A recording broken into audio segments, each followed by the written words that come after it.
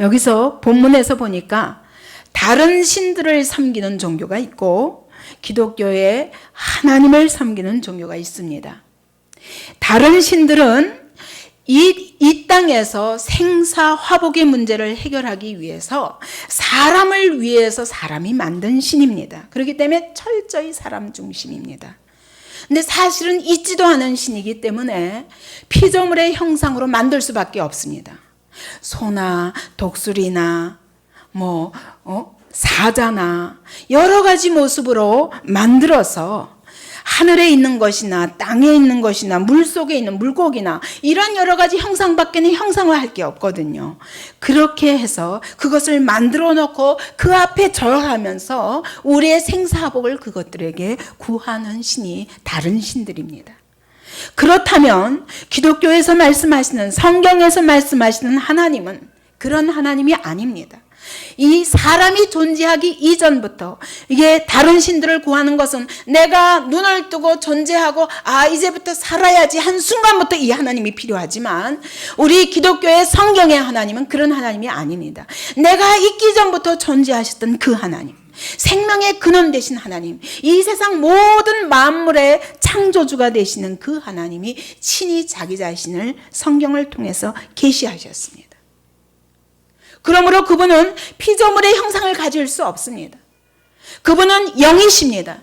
그러므로 늘 말씀으로 우리에게 가까이 오시고 말씀으로 자기 자신의 뜻을 계시해 주십니다. 그러한 하나님께 우리 기독교의 하나님은 순종하고 그 말씀을 듣고 그 말씀의 뜻을 이루는 그런 그 뜻대로 사는, 그 하나님이 나를 지으신 그 목적대로 사는 삶을 사는 것이 우리의 최고의 목적일 수밖에 없습니다. 그러므로 이 기독교에는 형상이 있을 수 없습니다. 오직 형상이 있다면 성막을 주셨는데 그 성막에 법궤를 주셨습니다. 그 법궤에는 뭐가 들어있습니까? 십계명 돌판. 하나님이 돌에다가 뭘 새긴 것입니까? 십계명을 새긴 그 돌판을 주시고 그것을 만들어서 거기에 임재하시는 하나님을 만나고 거기서 말씀하시는 하나님의 음성에 귀를 기울이는 게 기독교지. 그 앞에 절하거나 어디에 가서 육체적으로 굴복하거나 이런 것을 요구하시지 않습니다.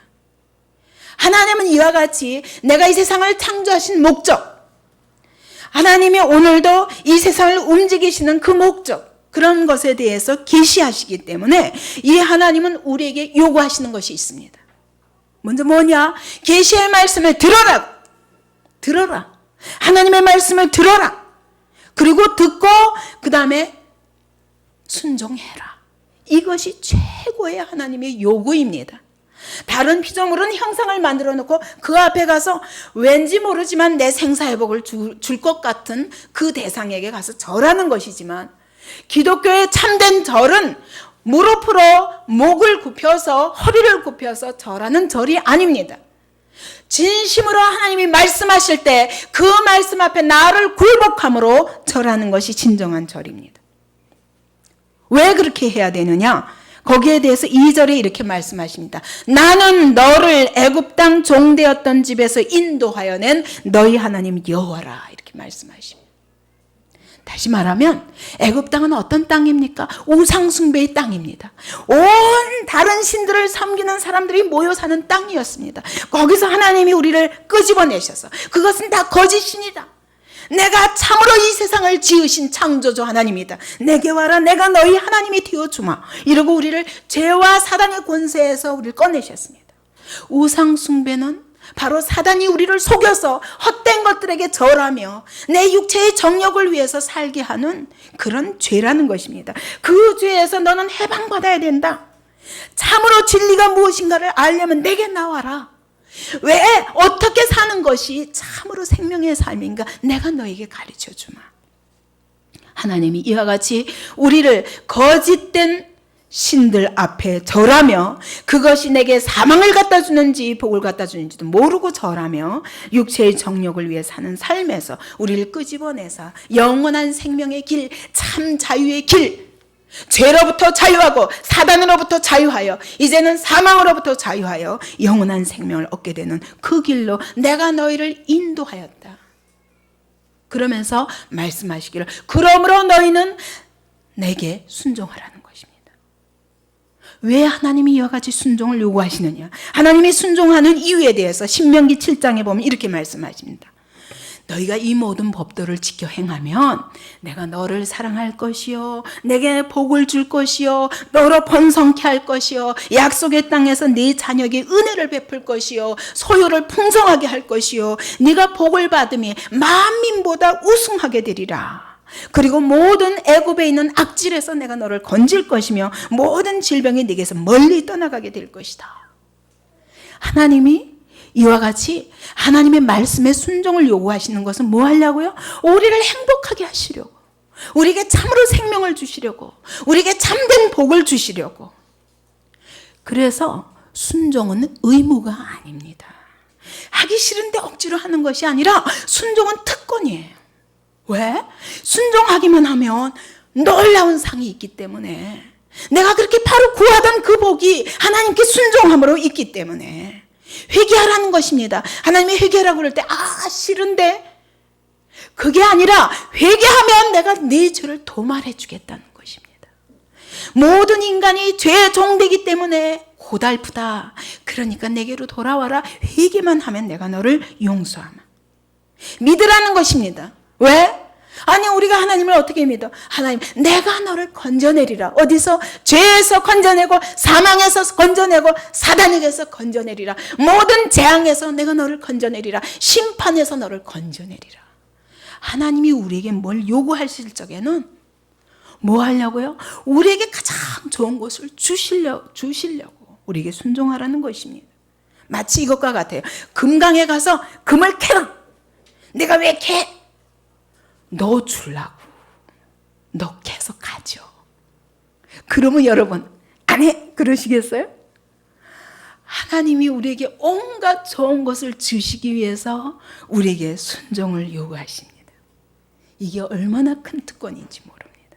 그러므로 여러분, 우리가 십계명을 볼 때 하나님이 우리에게 뭔가 순종을 요구하실 때 어떻게 해야 되겠어요?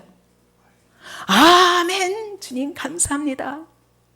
내게 얼마나 이것이 생명의 길이고 이것이 참된 복의 길인지를 아시기 때문에 하나님께서 내게 요구하시니 얼마나 감사합니까? 나에게 이것을 가르쳐 주시니 얼마나 감사합니까? 참된 생명의 길이 무엇이며, 참된 진리의 길이 무엇이며, 참된 복의 길이 무엇이며, 참으로 내가 자유하는 삶을 살 수 있는 길이 무엇인가를 하나님이 이렇게 가르쳐 주시니 얼마나 감사합니까? 그러면서 순종해야 될 것입니다. 여기 제1계명을 보니까 뭡니까? 나 외에는 다른 신을 내게 있게 말지니라 말씀하십니다. 그러면 어때요, 여러분? 아니, 왜 꼭 하나님만 섬겨야 돼요? 그러지 않아요? 왜 하나님은 독선적이십니까? 왜 당신 한 분밖에 안 계십니까? 그런데 하나님이 이 말씀을 하시는 이유는 내가 하나님이 참된 신인 줄을 알고 그 하나님만 섬길 때 내게 생명이 있다, 내게 복이 있다, 내게 안식이 있다, 이렇게 말씀하시는 것입니다. 이 얘기는 무슨 얘기냐면, 왜 하나님이 하나님만 섬겨라 이렇게 말씀하지 않고 다른 신들은 내게 있게 하지 말지니라 왜 이렇게 말씀하셨습니까? 마치 여러분, 어린아이가 태어나면은 야, 애기야, 배고픈 거는 이런 거란다, 목마르면 이런 거란다, 이렇게 가르칠 필요가 있어요, 없어요? 안 가르쳐도 본능적으로 날 때부터 배고프면 엄마 젖을 찾고 목마르면 물을 찾는다고요. 그건 본능이에요. 마찬가지로 인간에게는 하나님이 하나님을 찾는 신의식을 본능적으로 주셨습니다. 그렇기 때문에 모든 사람들이 뭔가 섬길 대상을 찾습니다. 하나님을 찾습니다. 그런데 문제는 하나님이 다른 신을 내게 있게 하지 말지니라 하는 말씀은 찾긴 찾는데 다른 데서 찾을까 봐 걱정하시는 거예요. 그만큼 우리는 육체의 정욕 때문에 잘못된 대상을 하나님으로 두기 쉽다는 것입니다. 제1계명을 주신 이유는 그것입니다.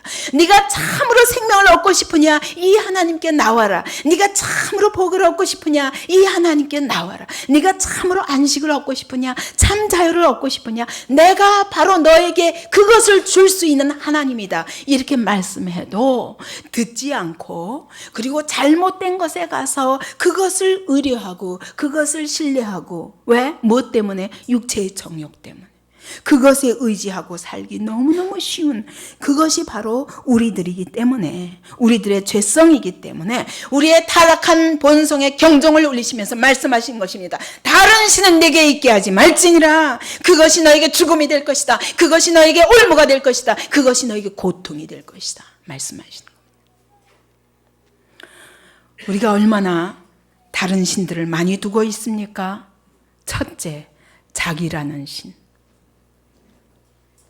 철저히 내 생각. 나는 창세전부터 볼 수가 없어요. 하나님의 뜻을 절대로 모르는 사단의 종노릇하던 존재예요. 내 생각대로 하고 내 뜻대로 하고 내 고집, 내 습관대로 하면 죽는 길이에요. 그런데도 자기가 모든 삶의 기준입니다. 무엇을 판단할 때는 늘 자기 생각에 기준합니다. 하나님의 말씀에 귀를 기울일 생각을 안 해요. 내가 이제까지 해오던 습관, 그것을 고집하기를 원합니다.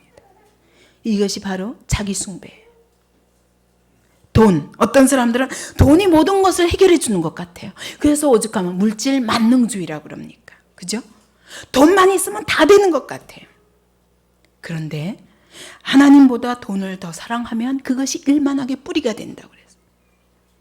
하나님은 돈도 주시고 다 주시는 분이시는데 하나님이 돈을 안 주신다고 해본 적이 없어요. 필요한 것은 다 주신다고 그러셨어요. 일용할 양식을 날마다 주실 것이라고 말씀하셨어요. 근데 하나님보다 돈을 더 사랑하는 거예요. 그러면 그것이 반드시 우리에게 고통이 되고 언젠가는 그것 때문에 불행이 오게 되어 있다는 것입니다. 하나님은 먼저 그의 나라와 그의 의를 구하라. 먼저 하나님을 구하라. 그러면 이 모든 것은 다 주시겠다고 해도 안 듣는 것입니다. 계속 돈을 더 의지합니다. 명예를 추구합니다. 어떤 사람들은 우리가 많은 사람의 사랑과 관심을 받고 싶어 하는 것이 다 사람이 가진 욕망입니다. 그러나 중요한 것은 사람 눈치만 보다가 나를 불꽃 같은 눈으로 완전한 사랑으로 오늘 나를 사랑하시며 지켜보시는 하나님을 잊어버리기 때문에 끊임없이 사람에게서 만족을 찾다가 실패하는 거예요. 결혼 생활도 왜 실패합니까? 여러분 결혼하면은 평생 죽을 때까지 그렇게 결혼 전에 그 뜨거운 마음을 가지고 있을 줄 알죠. 결혼 생활은 삶입니다. 삶입니다. 그렇기 때문에 그때 그 감정은 일시적인 감정에 불과해요. 그것으로 사는 게 아니에요. 오히려 나중에 살다 보면은 아이고 내가 이런 사람이 이런 모습 이것도 모르고 내가 결혼했고 난 그때 왜 그렇게 눈에 뭐가 씌어가지고 그렇게 좋아했지? 꼭 이렇게 하게 된다고요.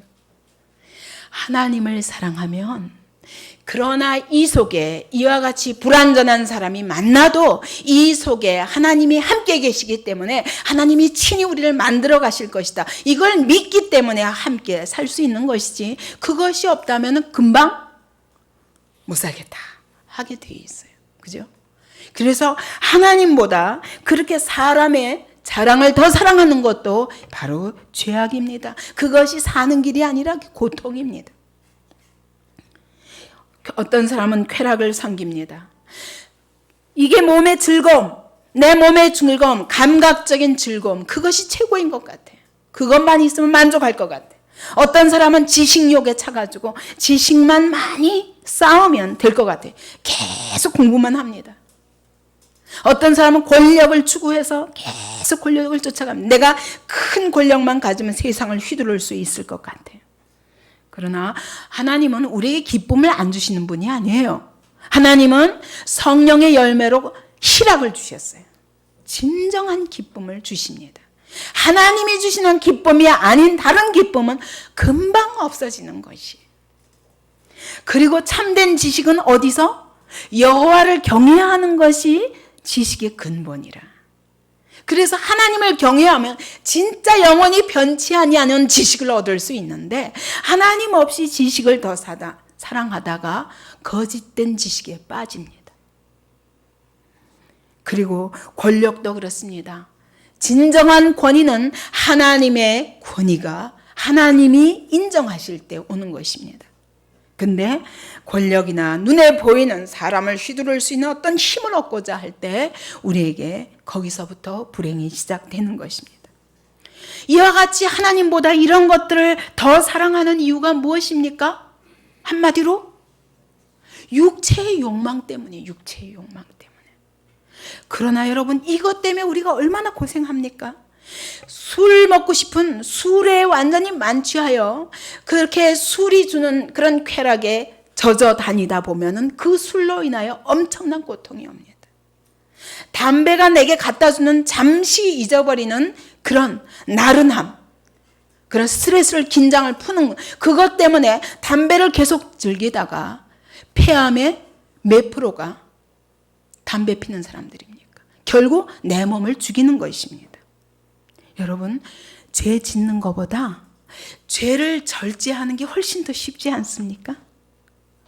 죄를 열심히 짓기 위해서 얼마나 힘듭니까? 그래놓고 또 그걸로 끝나는 게 아니에요. 잠시 즐거운 것 같지만 그 죄가 나에게 갖다 주는 고통 때문에 얼마나 많은 시간 값을 치릅니까? 그거보다는 잠깐 죄를 안 짓도록 자기를 절제하는 게 훨씬 쉽습니다.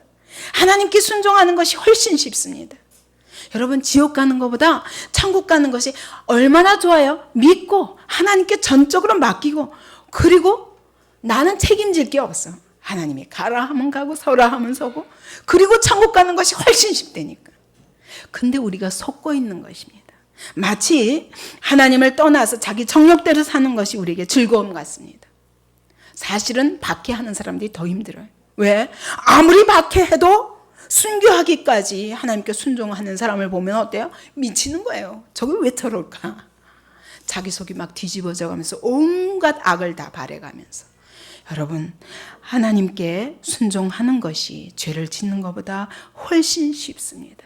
육체의 욕망대로 사는 것이 하나님께 순종하는 것보다 훨씬 더 어렵습니다. 더 많은 고통을 치르게 됩니다. 그런데도 중요한 것, 왜 끊임없이 이렇게 잘못된 하나님을, 잘못된 것에서 만족을 추구하냐 하면 바로 내 욕망을 부정하는데 고통이 따르는 거예요. 이건 잠깐인데 자기 자신을 억제하고 자기 자신을 부인하고 그리고 자기와의 영적 전쟁을 하는 것, 싫어하는 것이, 이게 바로 악이에요. 사단이 우리를 끊임없이 자기 감옥에 가둬놓고 나 이렇게 만들어요. 그래서 아주 자존심 강한 사람, 참 바로 믿기 힘든 사람이에요. 이거 깨트리기 전에는 바로 믿기 힘듭니다. 자기 사랑, 자기 기준에 빠져 있어서 자기 부인이 잘 안 되는 것입니다. 왜냐하면 하나님은 보이지 않고 자기가 추구하는 것은 눈에 보이는 것입니다. 그래서 끊임없이 보이고 만져지는 것을 추구하다 보면, 그리고 내 뜻대로 사는 건 참 쉽습니다. 그죠? 육체의 욕망대로 가는 거는 별로 자기와 싸울 것이 없습니다. 그런데 하나님의 뜻대로 살려면 자기를 꺾고 부인하고 이것이 힘들어 보여요. 근데 사실은 결과적으로 보면 그게 훨씬 더 쉽다는 것을 깨달아야 됩니다. 또 다른 말로 나 외에는 다른 신들을 내게 있게 말지니라, 이 말은 다른 말로 긍정어로 바꾸면 오직 하나님만 사랑하라는 것입니다. 다시 말하면 하나님 한 분만 최고로 사랑하라는 거예요. 최우선 순위로 사랑하라는 거예요. 하나님 한 분만 사랑하라는 거예요. 그러면 이렇게 생각합니다. 사람들이, 아이고 그러다 강신자 되는 사람 한두 사람인 줄 알아. 여러분 그렇게 생각하십니까? 하나님을 지나치게 사랑해서 미치는 사람 봤습니까? 아무리 하나님은 이 세상의 다른 것들은 사랑하면 꼭 미치게 되어 있어요. 돈에 미치든지 지식에 미치든지 권력에 미치든지 미쳐서 결국 그것이 내게 고통이 되지만 하나님을 사랑해서 미치는 사람은 이 땅에 하나도 없습니다. 왜? 진정으로 우리가 사랑해야 할 대상이기 때문입니다. 아무리 사랑해도 거기에는 지나침이 있을 수 없습니다. 그러니까 바울이 그런 말을 했잖아요. 그가 왕 앞에 나아가서 네가 많은 학문이 너를 미치게 하였도다. 그랬더니 바울이 뭐라 그래요? 내가 미친 것이 아니라 참되고 정신 차린 말을 하나이다. 내가 오늘 결박된 것 외에는 모든 사람이 다 나와 같이 되기를 원한다고 말합니다. 미친 것이 아니라 하나님께 정말 미치는 사람은, 예수에 미친 사람은 가장 정신이 똑바로 된 사람이에요. 그런데 세상은 우리 보고 미쳐서 광신자가 될까봐 그렇게 많이 빠지지 말라고 합니다. 심지어 교회 안에서도 그런 말을 합니다. 여러분, 너무 잘 믿다가 광신자 되면 그건 잘 믿은 게 아니라는 걸 기억해야 됩니다. 분명히 그 사람 속에는 겉으로는 하나님을 잘 믿는 것 같지만 그 안에 자기가 해결하지 못한 정력 추구가 있습니다. 그것 때문에 광신자가 되는 것이지 절대로 하나님 그분을 사랑해서 미칠 수는 없습니다. 성경은 하나님과 우리의 관계를 남편과 아내의 관계로 묘사합니다. 그래서 이사야 62장에 보면은 하나님이 우리를 가리켜서 헵시바라 이렇게 부릅니다. 헵시바가 뭐냐면 나의 기쁨이 그녀에게 있다. 여러분 행복하지 않습니까? 하나님의 기쁨이 나에게 있다는 거예요. 하나님이 나 때문에 너무너무 기쁘시다는 거예요. 하나님이 우리를 그렇게 부르십니다. 마치 신랑이 아내를 사랑하듯이. 그리고 우리를 가리켜서 하나님이 뷸라 그렇게 말합니다. 뷸라라는 뜻이 뭐냐면 결혼한 여자라는 뜻이. 하나님과 결혼한 여자라고 우리를 부르신다는 거예요. 그렇기 때문에 하나님은 우리에게 뭘 요구하시냐? 단 한 가지, 사랑을 요구하시는 거예요. 순종을 요구하시는 것도 여러분 순종을 통해서 사랑을 확인할 수 있어요. 그죠? 정말 사랑하면 그 사람이 요구하는 모든 것을 하고 싶어 합니다. 그가 기뻐하는 것을 나도 기뻐하고 그가 미워하는 것을 나도 미워합니다. 이와 같이 하나님의 백성의 특징은 하나님을 사랑하는 것입니다. 사랑하기 때문에 자발적으로 그분에게 순종하는 것입니다. 네, 만약 여러분 이 남편과 아내 사이에 다른 남자가 생겼다. 내가 이 남편이 아닌 다른 남자에게서 만족을 구한다. 그러면 어떻게 된 거야 이거는? 자기 남편을 미워하는 것이라고 성경은 말씀합니다. 여기 5절에 보니까 하나님을 나를 미워하는 자에게 그러셨어요. 하나님이 남편 되신 하나님이 다른 것에서 만족을 얻고자 할 때 하나님은 하나님을 미워하는 것으로 받아들이십니다. 그래서 하나님은 질투하신다고 그랬어요. 이 질투라는 단어는 사랑의 관계에서만 쓰여지는 거예요. 하나님은 오직 하나님만 사랑하기를 원합니다. 여러분, 하나님과 나와의 사랑의 관계에서 뭔가 가운데 뭐가 껴가지고 그것 때문에 하나님과 내 사이를 갈라놓는다면 가장 여러분 사랑의 관계에서 가장 싫은 거 아니에요. 하나님도 그와 같이 너와 나 사이에 다른 어떤 것도 두지 말라는 것입니다. 오직 나만 사랑하라는 것입니다. 그것이 내게 살 길이요 그것이 내게 행복이라는 것입니다. 우리 하나님은 유일하신 하나님, 다른 신들과 다른 하나님입니다. 이 하나님은 천지를 창조하신 하나님이요, 이 하나님이 나에게 참된 복과 참된 안식과 우리에게 진정한 우리에게 생명의 길을 주실 수 있는 분이십니다. 그러므로 하나님의 교회를 향해서 하나님은 우리에게 말씀하십니다. 오직 하나님만 사랑하라. 누구를 위해서? 나를 하나님을 위해서 사랑하라는 게 아니에요. 여러분, 하나님을 사랑하는 것이 곧 여러분 자신을 사랑하는 것입니다.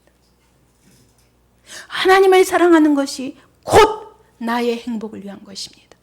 그래서 하나님은 우리에게 사랑을 요구하십니다. 그런데도 불구하고 오늘날 하나님의 교회 속에 세속주의가 만연하고 있습니다. 세속주의가 무엇입니까?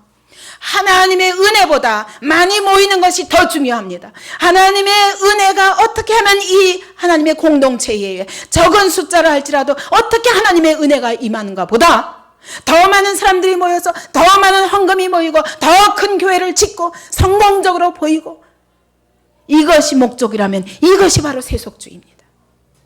하나님의 교회는 하나님의 은혜 받기를 사모해야 됩니다. 하나님의 성도라면, 하나님을 사랑하는 성도라면 정말 하나님을 사랑하며 하나님께 은혜 받고 하나님의 사랑받는 것이 우리의 최고의 목적이 되어야 됩니다. 근데 오늘날 종교다원주의가 만연합니다. 세속주의와 함께 종교다원주의가 만연합니다. 그 얘기는 뭐냐면 구원의 길이 하나만 아니다. 여러 개 있다는 것입니다. 이것도 좋고 저것도 좋고 불교도 좋고 무엇도 좋고 무엇도 좋고 다 하나님을 찾는 데는 한 가지 아니냐. 그러나 앞에서 아까 제가 서론에서 얘기했던 것처럼 다른 신들은 뭐라고요? 다른 신들은 사람이 만든 신입니다. 그러나 성경의 하나님은 어떤 분입니까? 내가 이 세상을 태초에 천지를 창조하시니라. 그리고 우리를 지으시고 그분이 그 지으신 목적대로 이 세상을 오늘도 다스리고 계심을 말씀하십니다. 그러므로 성경의 하나님은 우리에게 오직 하나님만 섬기기를 요구하십니다. 여러분, 세상을 지은 신이 있다면 그것이 둘이 될 수 있습니까? 셋이 될 수 있습니까? 10개가 될 수 있습니까? 없습니다. 그리고 어떤 종교도 내가 이 세상을 지은 자요, 내가 이 세상을 심판할 자요, 내가 이 세상의 주권자다 말하는 신은 단 하나도 없습니다. 오직 성경에서만 하나님이 내가 태초에 천지를 창조하였고 또 마지막 때에 이 세상을 그분이 심판하시라고 말씀하십니다. 이 하나님은 오늘도 오직 하나님만 섬기기를 원합니다. 그것이 우리의 살 길입니다. 피조물의 살 길은 창조주 하나님의 목적대로 사는 것입니다. 그러므로 그분께 순종하고 그분만 사랑한다는 것은 나를 위한 것입니다. 내가 가장 인간답게 사는 길이 오직 하나님의 뜻대로 사는 것입니다. 창조주의 뜻대로 사는 것입니다. 하나님이 자기 백성은 하나님을 나타내기 위해서 지으셨습니다. 그러므로 오늘 우리 하나님의 교회는 하나님을 나타내는데 우리의 모든 삶을 드려야 될 것입니다. 그분의 뜻대로 살 때 그분이 내 삶의 영광 중에 드러나십니다.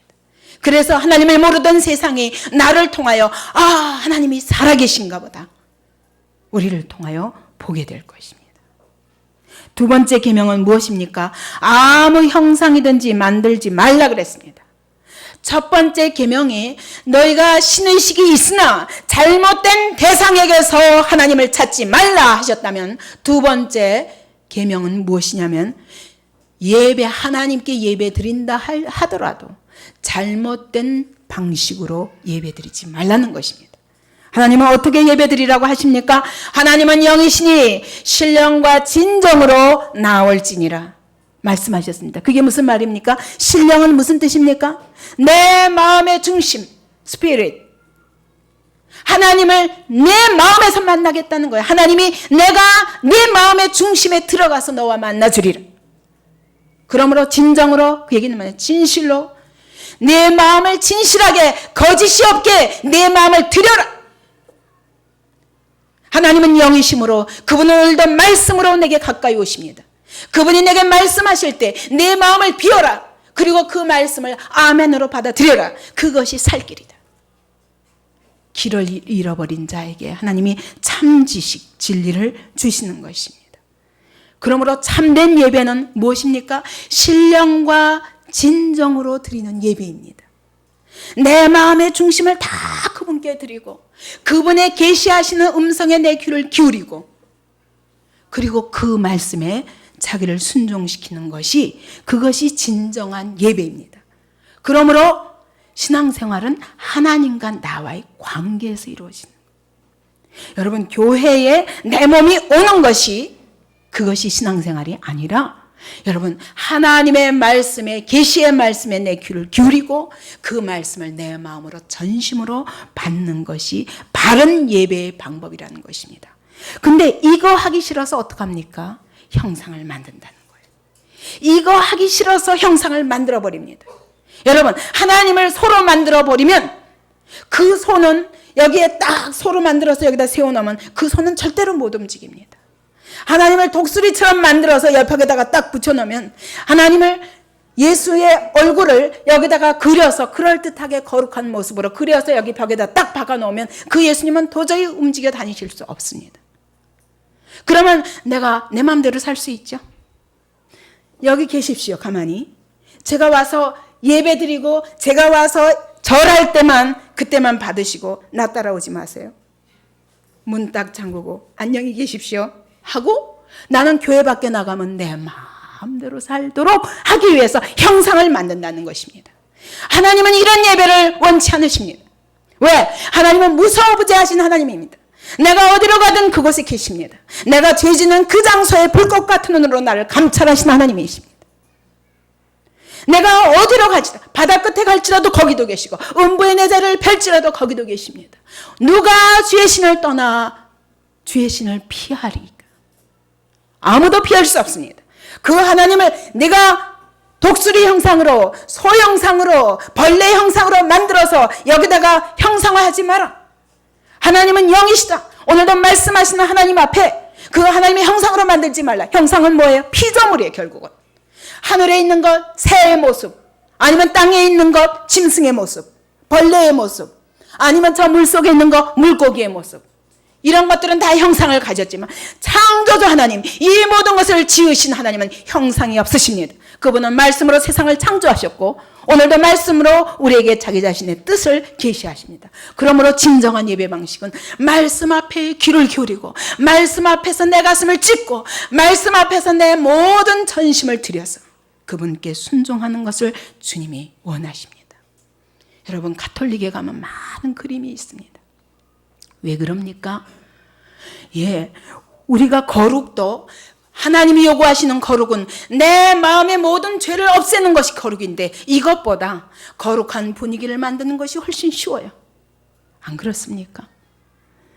우리가 기도도 그렇습니다. 내가 내 마음을 들여서 하나님 앞에 자기를 부인하고 내 뜻대로 마옵시고 아버지의 원대로 하옵소서, 이렇게 기도해야 내 중심을 그분께 굴복시키기 위하여 자기와의 싸움을 하는 것이 기도입니다. 그러나 이런 기도가 힘들기 때문에 기도문을 거룩하게 만들어 놓고 그것을 외우는 것을 기도라고, 가장 좋은 기도라고 생각합니다. 그래서 생각할 필요가 없습니다. 성모성을 30번 외우면 되고 그리스도성을 몇 번 외우면 되고, 이것이 신앙생활입니까? 아닙니다. 될 수가 없습니다. 우리는 말씀을 듣기 싫어합니다. 하나님의 성령이 오늘도 이 자리에 임재하사 우리를 왕으로 통치하여 주옵소서, 주님이 말씀하옵소서, 내가 듣겠나이다 해야 되는데 이것이 싫으니까, 이것이 힘드니까, 자, 여기다가 예수님의 그림, 십자가 그림, 무슨 그림 줄줄이 붙여놓고 그것을 통해서 하나님이 임재하신 것처럼 착각하게 만드는. 그래서 가톨릭 신자들이 개신교로 바꾸려면 매우 힘듭니다. 왜냐하면 교회 오면 보이는 것이 없어요. 아무것도 보이는 것이 없어요. 교회 오면 열심히 귀만 기울여야 됩니다. 근데 말씀을 듣다 보면 아픕니다. 양심의 고통이 느껴집니다. 그것이 너무 힘듭니다. 여러분, 그래서 신앙생활 힘들죠? 특히 말씀을 강조하고 그 말씀 앞에 순종을 요구하는 교회일수록 힘들죠? 그래서 피해서 도망가면은 좀 쉬운 신앙생활 할 수 있을 것 같으죠. 그러나 여러분의 삶에 하나님이 임재하사 그 영광과 능력을 드러내시는 삶은 살 수가 없습니다. 그래서 왜 외식을 하느냐? 내 안에 그걸 이루는 것이 힘드니까 겉으로 그런 척, 겉으로 겸손한 척, 겉으로 거룩한 척, 이것이 바로 바리새인들의 외식입니다. 하나님이 그들에게 말씀하시기를 화 있을진저 독사의 새끼들아 말씀하셨습니다. 왜? 하나님이 외식을 제일 미워하십니다. 왜냐하면 그는 마음을 바꿀 생각이 없는 것입니다. 겉으로 사람에게 그럴듯하게 보이고 사람에게 인정받고 싶은 그 속에는 하나님을 사랑하는 것이 아니라 거짓 사랑이 들어있기 때문입니다. 우리가 하나님의 말씀에 귀를 기울이지 않으면 하나님께 대하여 오해하게 되어 있습니다. 하나님의 말씀에 귀를 기울이는 자는 이것이 살 길이구나 알게 되어 있습니다. 근데 사단은 계시에 의존하지 않게 합니다. 내 생각 안에 하나님을 꿰맞추려고 합니다. 안 끼워지면 기독교가 무슨 독선적이다 버리게 되어 있습니다. 세상 많은 사람들이 다른 신들을 섬기는 것과 기독교는 뭐가 그렇게 다르냐? 왜 너희만 옳으냐? 참 하나님이라면 우리에게 진리를 요구하시게 되어 있습니다. 우리의 생각과 같은 수준으로 생각하시는 그런 분이라면 그분은 하나님이 아닙니다. 사람입니다. 다른 신들은 다 사람입니다. 왜 이스라엘 백성이 금송아지를 만들었습니까? 모세가 안 보이니까 급해가지고 금송아지를 만들었습니다. 왜냐하면 애굽에서 황소 숭배를 했거든요. 그러니까 애굽이 섬기는 소의 모습으로 금송아지를 만들었습니다. 그래서 벽화를 보면, 이집트 고대 벽화를 보면 바로 그 바로가 소젖을 먹고 있는 그런 그림이 있어요. 왜냐? 바로는 신의 젖을 먹고 큰 신이라는 것입니다. 이렇게 자기를 속이면서 우리들은 하나님을 사랑하지 않고 다른 것에 관심을 둡니다.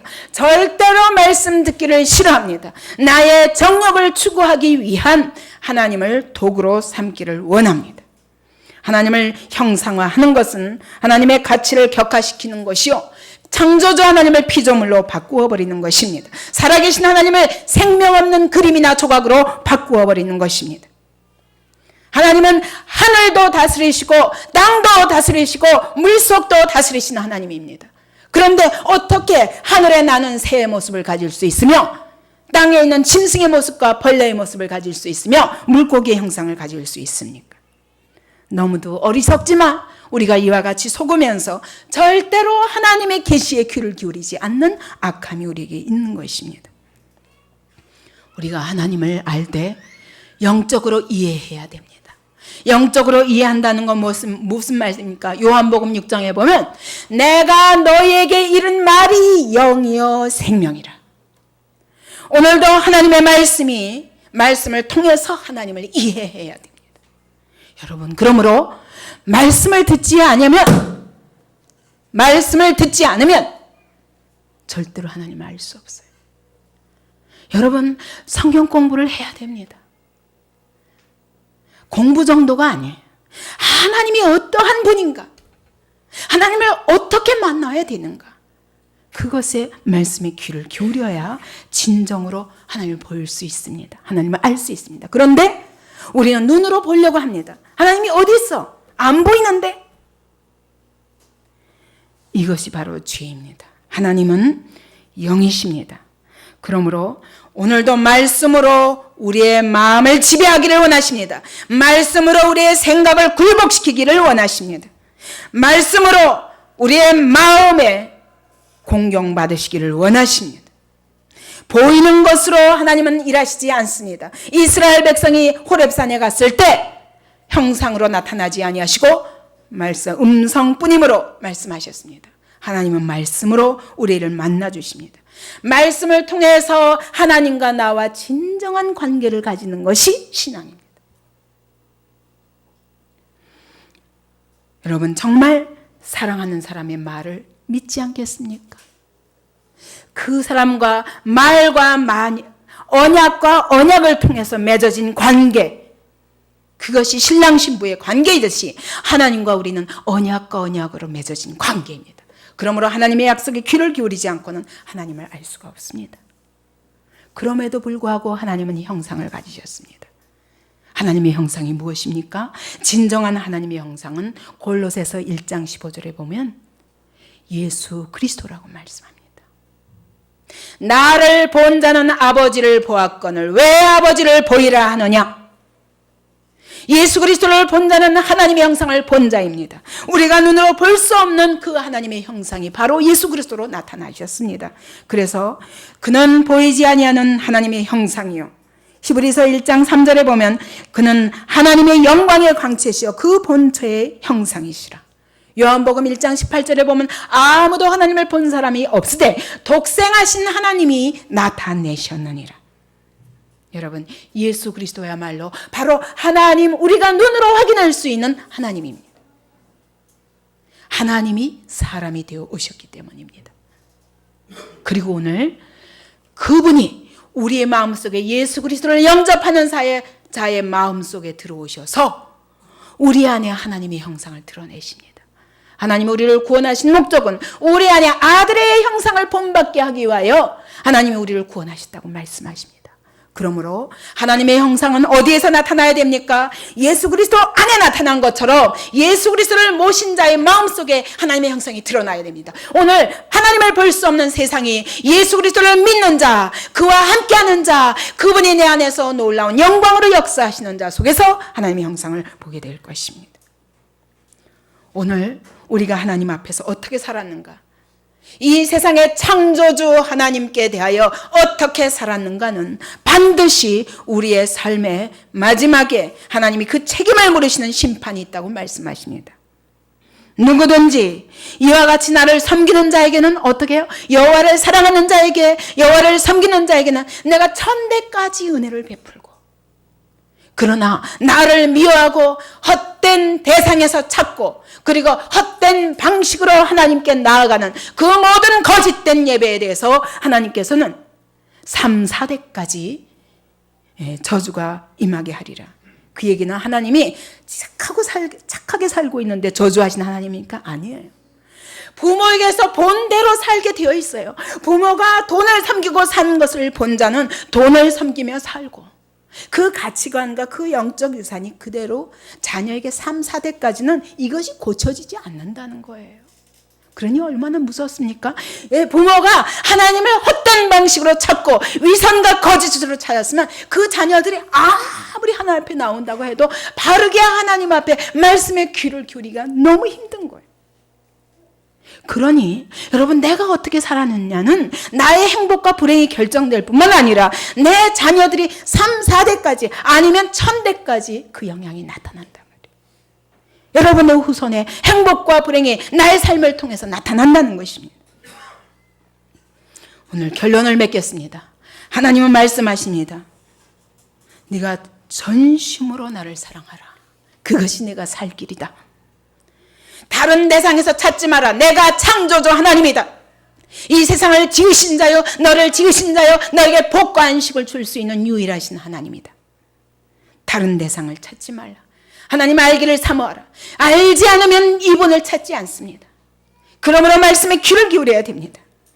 하나님을 사랑하라. 사랑하기, 내 말씀에 귀를 기울이고 그분을 사랑하고 그분을 알기 때문에 사랑하면 네가 순종할 수밖에 없다는 것이야. 그렇게 할 때 네가 마을에 하나님의 말씀에 귀를 기울이고 내 마음을 들여서 순종할 때 너에게 참된 복과 영광이 드러나는 삶을 살게 될 것이라. 하나님이 오늘 우리를 이와 같이 헛된 것들을 찾아서 헛된 만족을 찾아 하는 이 세상 속에서 우리를 구별하여 하나님이 어떠한 분인가를 우리 안에 계시하셨습니다. 그리고 이 뜻대로 그분께 순종하며 사는 것이 네게 생명이요 복이다 가르쳐 주셨습니다. 마음을 다하여 그분을 사랑하라 말씀하시는 것은 너 자신의 행복을 위해서, 그분의 유익을 위해서가 아닙니다. 하나님은 우리에게 복 주시길 원하고 우리를 사랑하시길 원하십니다. 이 하나님 앞에 나의 전심을 드리기를 원합니다. 하나님, 내 속사람을 주님께 다 맡기기를 원합니다. 주님, 내 마음의 중심을 받아 주시옵소서.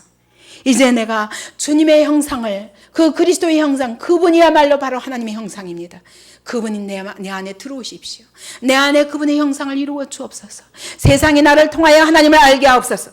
오늘 아버지, 이 어둠 가운데 있는 세상이 나를 통하여 참된 빛과 진리를 보게 하여 주옵소서. 내 안에 그의 형상을 이루어 주옵소서. 그러기 위하여 오늘도 내가 그 말씀에 귀를 기울이고 순종하며 내 마음의 전심을 드립니다. 이것이 우리의 고백이 되기를 바랍니다.